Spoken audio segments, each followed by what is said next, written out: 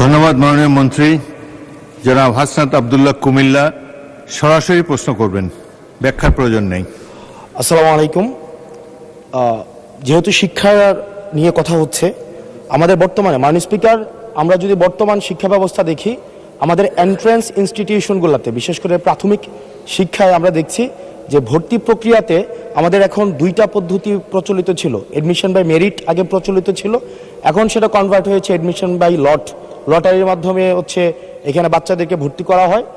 ফলত যেটা হয়েছে, ফিডার ইনস্টিটিউশনগুলোর শিক্ষার মান অনেক কমে গিয়েছে, যার ফলে টার্সিয়ারি এডুকেশনে আমরা কোয়ালিটি সম্পন্ন ছাত্র আমরা বিশ্ববিদ্যালয়গুলোতে আমরা পাঠাতে পারি না। এখন মাননীয় মন্ত্রী মহোদয়ের কাছে আমার প্রশ্ন থাকবে, এই যে প্রাইমারি স্কুলে বাচ্চাদেরকে ভর্তি করানোর ক্ষেত্রে আমরা কি ভর্তি প্রক্রিয়াটা আমরা পরিবর্তন করব কিনা, নাকি এই যে এডমিশন বাই লটারির মাধ্যমে আমরা নিব এবং মেরিটকে আমরা সবসময় দমায় রাখবো, নাম্বার ওয়ান। আর নাম্বার টু আমাদের বর্তমান শিক্ষা পদ্ধতিতে আমরা যদি দেখি, আমরা যারা পয়সা দিয়ে কিনতে পারে তারা এখন ইংরেজি মাধ্যমটা কিনছে, যারা পয়সা দিয়ে ইংরেজি মাধ্যম কিনতে পারে না তারাই কেবল আপনি যেই শিক্ষা পদ্ধতি আমাদের জন্য জনজীবনের জন্য আপনি চালু করেছেন সেটা আমরা কিনছি, আর যারা সেটাও কিনতে পারে না তারা মাদ্রাসা শিক্ষা পদ্ধতি কিনছে। আপনার কাছে প্রশ্ন যে আমাদের বর্তমানে একটা দেশে এই তিনটা শিক্ষা পদ্ধতি যেটা অর্থনৈতিক অবস্থার উপরে নির্ভর করে চলে, এই তিনটা শিক্ষা পদ্ধতি জিয়ে রেখে আপনার কি মনে হয় যে আপনি একটা ইনক্লুসিভ শিক্ষা পদ্ধতি নিয়ে আমাদের দেশটাকে আগায় নিতে পারবেন? ধন্যবাদ। মূল প্রশ্ন ছিল জাহাঙ্গীর হোসেনের, মাননীয় সদস্য, সারা দেশে প্রাথমিক ও গণশিক্ষার উন্নয়নে কোনো প্রকল্প গ্রহণ করা হইয়াছে কিনা, হইলে তাহা কি? এখন তো ইন জেনারেল আমরা ডিসকাশনে চলে গিয়েছি, তবুও মাননীয় মন্ত্রী আপনি ইচ্ছা করলে উত্তর দিতে পারেন। ধন্যবাদ মাননীয় স্পিকার, ধন্যবাদ মাননীয় সংসদ সদস্যকে।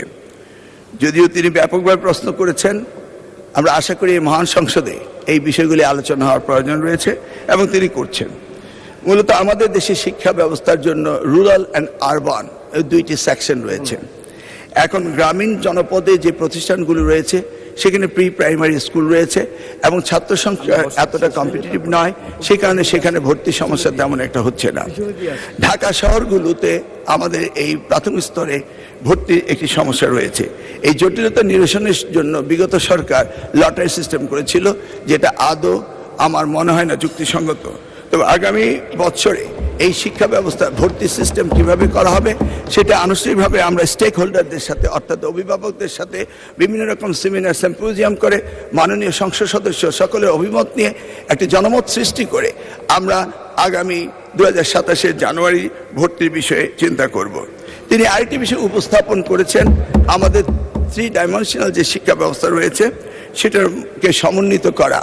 ধর্ম অনুভূতিতে এফতেদায়ী রয়েছে, মাদ্রাসার মধ্যে রয়েছে, কওমিতে রয়েছে, ইংলিশ মিডিয়াম রয়েছে, বাংলা মিডিয়াম রয়েছে, সবগুলিকে সমন্বিত করা একটি জটিল ব্যাপার রয়েছে।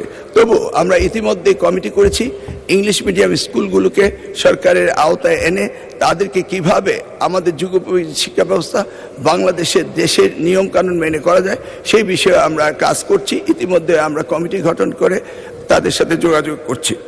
দ্বিতীয়টি হলো ইবতেদায়ী শিক্ষা ব্যবস্থা, সেটাকেও আমরা ইতিমধ্যেই সেই বিষয়ে ব্যাপক কাজ শুরু করেছি।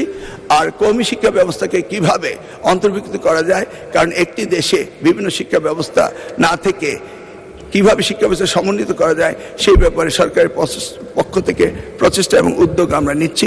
ইনশাআল্লাহ আগামী দিনগুলোতে পর্যায়ক্রমে আপনারা দেখতে পাবেন। আপনাকে অশেষ ধন্যবাদ।